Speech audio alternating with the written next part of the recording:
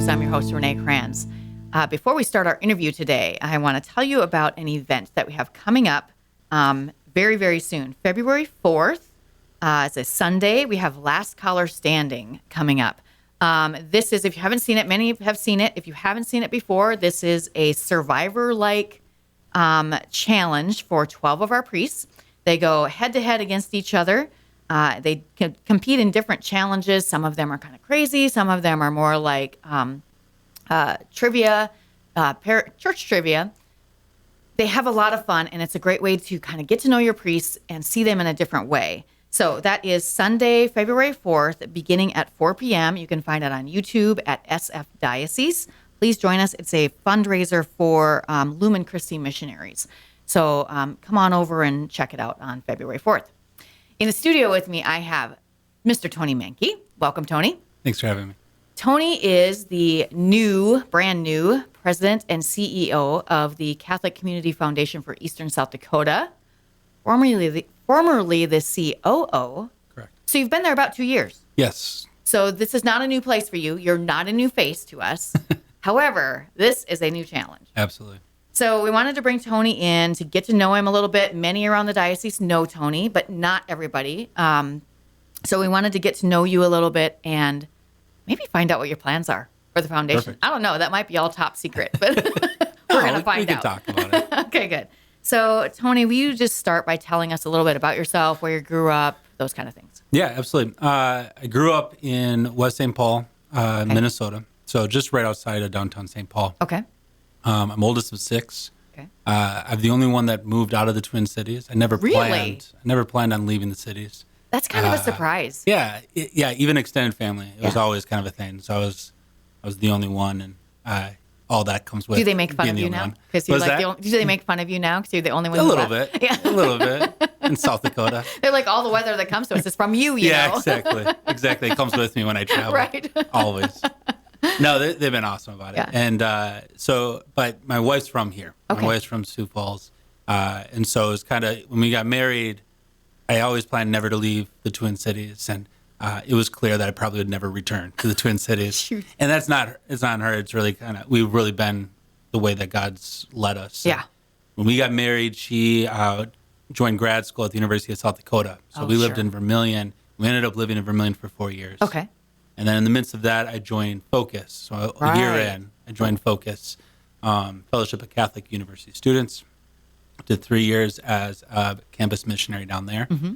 And then I got promoted to a national position, and I did that remotely. So we did 1 year in Fargo, and then we ended up in Sioux Falls the next year after that. Okay. We've been in Sioux Falls ever since. How did you two meet? We met at a wedding. Okay. Her brother was at St. Thomas, and so I became friends with him, and we met at a wedding. And the teaser for a longer story would be that she was the date of my brother to that wedding. And that's how we actually met each other. And there's a much longer story we don't have for another time. But yeah, so we met at a wedding that both me and her brother were groomsmen for. Okay. And kind of hit it off from there. Sure. And so what did you go to school for? Because I imagine you went for something. You probably didn't end up as the president of the foundation without going to school for something. No, actually, it was kind of a whole, that's also a really long story. I originally went for Catholic studies. Okay. So I went to St. Thomas. I played football my freshman year and was doing Catholic studies and determined that football wasn't my life. Right. It didn't need to be my life. And so I stepped away after my freshman year. But then I went through a reversion in faith. I went through a number of trials and difficulties. Mm-hmm. And then in the midst of it, I had no idea what I wanted to do. Sure. So I juggled between different majors all the time. Because Catholic studies, you always kind of pair with something. Sure. So it's, what's that pairing? Right. So I tried education, I tried business, I tried a number of things. And at one point, I just decided, it's a lot of money to not know what you want to do. Yes, it is. And so I stepped away to just go work. Yep. And I actually, in midst of Focus, we had an opportunity to get back into school, finish my undergrad. I did it through the SDSU. Nice. So I'm technically a jackrabbit via online schooling. Yeah. Nice. And then I'm in the midst of getting a master's right now in theology for the Augusta Institute. Very nice. So you just indicated a little bit there that you've had a little bit of a journey as far as your faith. So can you tell us about that a little bit? Because a lot of people really like to hear other people's faith journey. It makes us all feel a little better about if we're struggling, Yep. or whatever it is. So how's yours? And, like definitely different phases. I grew up Catholic, and my mom's side especially was just very Orthodox Catholic. We were like family rosary, all of those pieces. And it was a beautiful thing. I knew rote prayers and memorized all of those pieces. But when I was 9 years old, my dad passed away suddenly. And it was the way that God took care of my family in the midst of that. My mom was widowed with three boys. And just the way the people rallied around us, family, community, and just our faith and how it grew. Because in the time of trials, you either run from God or towards God. I was going to say, that can take a whole different route. And my mom was really intentional in helping us run towards God, even at a young age. Right. So I always kind of point to just that as kind of the moment I knew God existed. Right. You're living it, but that it's too tangible not to ignore. Yeah. But in college, knowing He existed and stuff doesn't always get you through all the temptations that come with life in college and all that's coming. And so even though I thought I was in a good place and I was doing a lot of really good things, like I fell into a lot of those sin that college kids go through. Right. And hit rock bottom in a pretty dramatic way and took a while to kind of get my life back together. Sure. But a huge turning point was really being introduced to what it meant to have a relationship with God. And understanding like it's one thing to have faith. It's one thing to know that He's alive. It's one thing to live a life in which you just don't want to be in hell. Right. That's a good way to put that. Instead of living for God and wanting to be with Him and communing with Him. Yeah. And that was a personal decision. My mom tried, and there's other people as I grew up, but it needed a click in me. And that was there was a ministry at St. Thomas called St. Paul's Outreach. Yeah. And they did a beautiful job helping me come to this realization deep in my prayer life. That set me on a different course. It radically altered the life I was leading at the time and made it more not just Sunday, but consistent. Yeah. And for the right reasons. Right. And then it also led me towards the missionary piece. Right. And so I knew God is real. I had a relationship with God, and now I naturally just had a desire to share Him with others. Right. And it was a matter of what did that mean and look like specifically for me. And for a long time, for 9 years, it was focus. Yeah. In the different positions, and now I see it in the foundation. Yeah. So that time you spent in focus, I feel like was really like a foundational thing for you. Oh, absolutely. Is that right? What was the most important thing you took from that?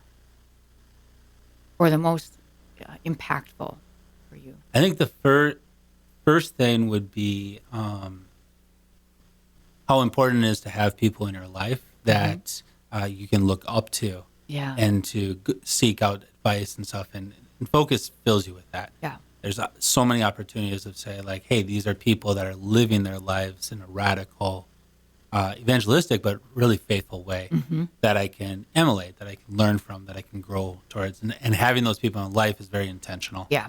I think the other thing is just the encouragement that everyone, no matter where their knowledge is, in the faith can evangelize. Oh, yeah. And that was really important, not only for me and just my, even I'm studying theology and for a master's degree and all this stuff. Like at the same time, you still run into situations where you're like, well, I don't have all the knowledge. I don't know everything about the Trinity. Right. We never will. Yeah, exactly. Right. There's those things that you start second guessing, but to be able to learn and to help other people learn that a relationship with God is what's required. Yeah. And everything else you learn, everything else you grow, gives you another reason to love God and another reason to share Him with others. Yeah. But you can share Him just by knowing Him. And that was really important for me. And that was important, especially as I became more in a leadership management role to help others to see.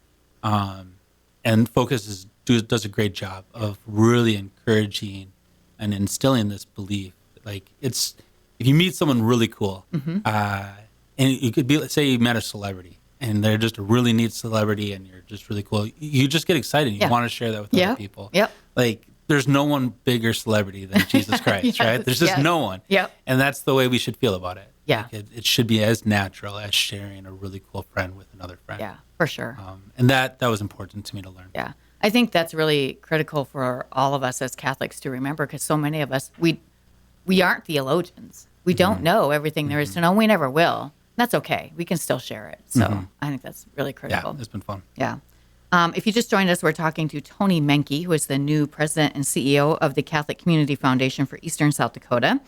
So, Tony, let's shift over to that role. You just took over. Mark Konzemius just retired. And so you've been, what, is this 2 weeks? 2 weeks. Yeah. How are you feeling about this? Like, seriously, this is a big deal. It is. No, it's never easy following someone that did a fantastic job, especially For so not, many years. Yeah, that's the thing. It's especially hard when he's did it for 30 years. And he was the first full-time employee. Right. And so so it's intimidating. Sure. And usually the go-to thing people say is you have big shoes to fill. Yes, you do. It's like 100%. And you kind of run out of witty responses to it. You know, like you try as hard as you can. Like, What are some that you've had? I'm kind of curious. oh, I don't even, because I say it and then afterwards I regret it. You're like, nope, I shouldn't have said that. Yeah, that didn't make sense, or that really wasn't funny, or wow, that seemed prideful. Whatever it is, you're just trying to be funny, like because it's the same comment every time. Right. But for really good reasons. So there's a lot of intimidation that comes with it. Yeah. But what was a huge blessing was through the interview process of whether or not for the selection of president, I stayed really focused on not proving why I should be the next president. Oh, okay. But really focused on, this is who I am. This is how I've seen God work in my life. This is what I've learned my 2 years with the foundation, experiences I'm bringing into it, and what my vision is for the foundation moving forward. Right. Because what I didn't want is to portray someone that I wasn't. Right. And I also didn't want, because I could never do it, be the next Mark. It's just not possible. Right. And so I was really clear. I really wanted, that was my prayer. My prayer was to be true and authentic to who I am. Share that with the search committee, which there was 9 of them, of our board members. And then they selected me. But when they selected me, they were very clear on, I talked to them as far as afterwards, what are the reasons? Right. And the reasons that I hoped that I conveyed were the reasons why they did. Oh, good. So even having that understanding between me and the executive committee and our board has given me a lot of comfort and support of, like, their support of me comes because not of who I'm going to pretend to be, or who, or try to do exactly what Mark did. It's who I believe God's calling me to be in this position. And that gives me a lot of confidence. And then the other piece is the staff has been awesome. So we have a fantastic staff who's very talented and on fire.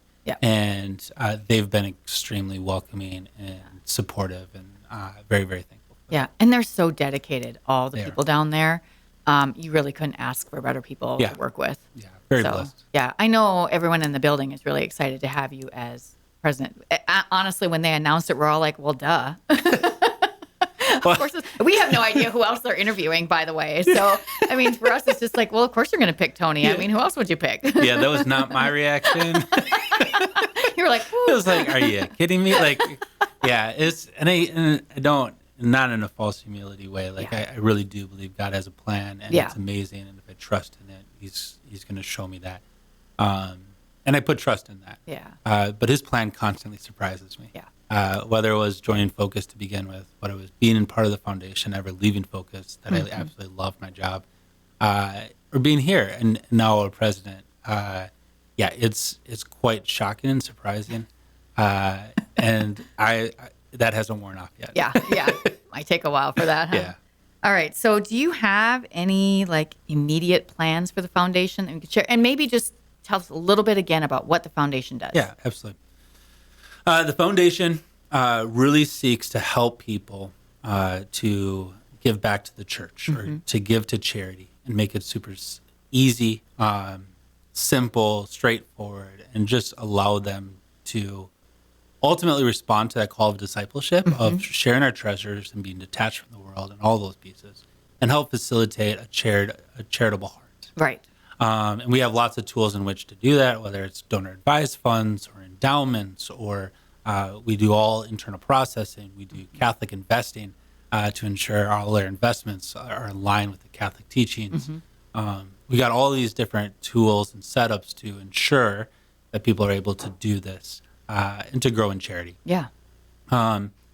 So my big, the goals, at least initially, have always been first and foremost to make the mission of the foundation known to as many people as possible. Yeah. Yeah. There's so many people. The statistics are crazy. How many people don't have wills, for example? And we do a lot of it. Yeah, I might be one of them. Yes.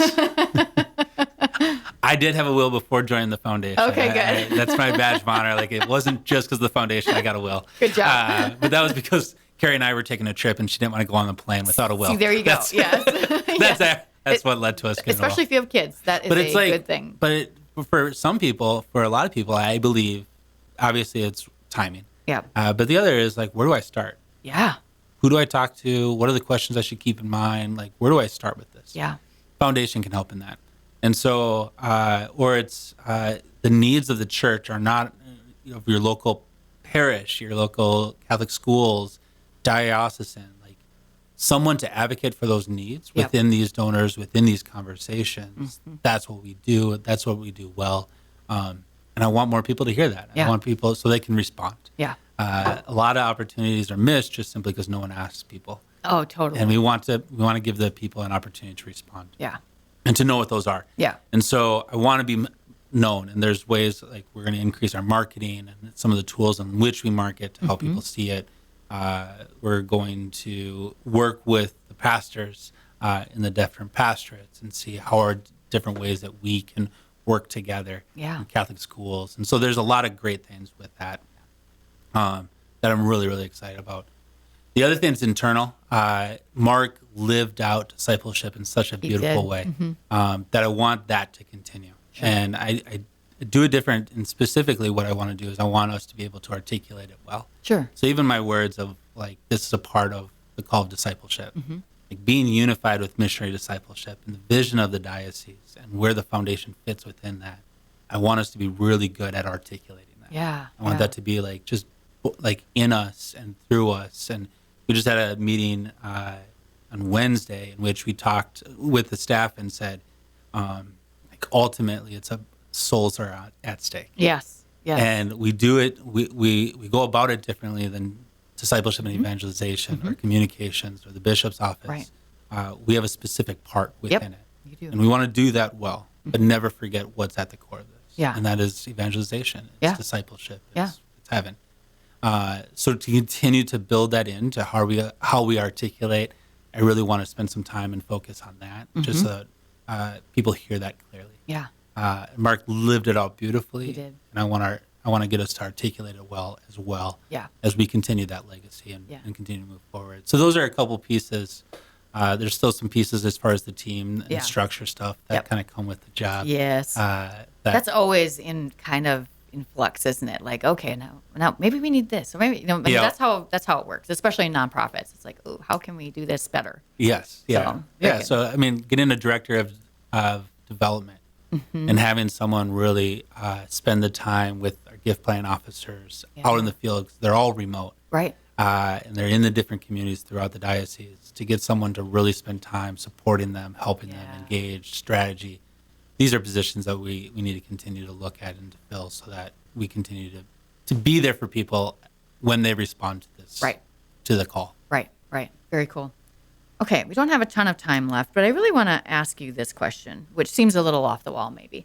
But are there particular saints? We all need particular saints we turn to, but when you're working in the church and so on, sometimes it's not always as rosy as you think it's going to be, because we're still humans. So there's always challenges. So are there certain saints you turn to especially in your work? Yeah, that's a good question. I tend towards the saints where you know that they had a radical conversion. Okay. Because you see it and you kind of see where their sin and brokenness was, and then how God uses them. In their weakness and in their and makes them into amazing. So in my office is a picture of St. Paul. I love St. Paul. Yep.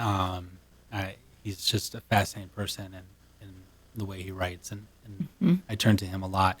St. Augustine. Yep. Will always be up there. Figured for that me. had to be. Yeah. And just, I also like St. Monica too. And Oh, sure. because of my mom and all that she impacted me in my childhood, my life, especially in the trials that we had, and how Monica became a saint for praying for her son. Yeah. You know, and just the beauty in that. Yeah. And I always throw in St. Peter. And part of the reason is because he is my confirmation saint. Okay.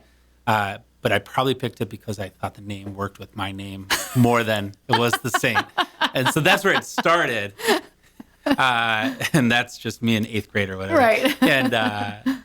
And because your mom loves you and she Right. tells you great things of like, you're going to be a leader someday, you know? Yep. And so St. Peter was a pretty good leader. Yeah. So that's where it started. But just again, like taking someone that was small, broken, and weak, and no one considered to be this great leader. Mm-hmm. And then when he falls in love with God and he allows God to work through him, all the things that God uses him for, Yeah. and the greatness that came from that, with all the glory going back to God. So I was always, there's a scripture piece, and I can't remember exactly where it is in Acts, but St. Peter does a miracle, and it says afterwards, the person that was healed gives praise to God. Mm-hmm. It's like, how cool is it Yeah. to live a life in which you just did something absolutely amazing, Right. and they're not praising Peter, Right. they're Right. praising God. Because And they it's- knew right where it's it came clear. from. Yeah. It's clear, and that's a model of what I want my work to be. Right. I want great things to happen for the glory of God. Yeah. And that to be clear within it. Yeah. And so I always respect and honor, or I look up to Peter. Yeah. Yeah. Those are some good saints to, to have on your side. They're all right. They're all right. Eh. A couple apostles and a doctor of the church. Yeah. Well, Tony, we are really super excited to have you, Thank you. in this position, have you in the build. I mean, you've been in the building for a couple of years, but just really, really enjoy having you around and looking forward to all the big things you're going to do with the foundation. So, Thank you so much. yeah, thanks again for coming in. And we'll have you in again maybe in a year or so, see how it's going. Perfect. I love that idea. See if you're still so excited. See if I'm will be. tired. I know. Yeah, right. So we'll see his face. No. It's great. I know you. I mean, I've gotten to know you over the last couple of years, and you just are not that person. So I know it's going to be awesome. All God's grace. Yes. Thanks again for coming in. Thank you for having me. You bet. All right. If you haven't found us yet on social media, you can always find us at Facebook, Twitter, Instagram, and YouTube at SF Diocese and at sfcatholic.org anytime. That's it for us today. Hope you'll join us again next week for more Catholic Views.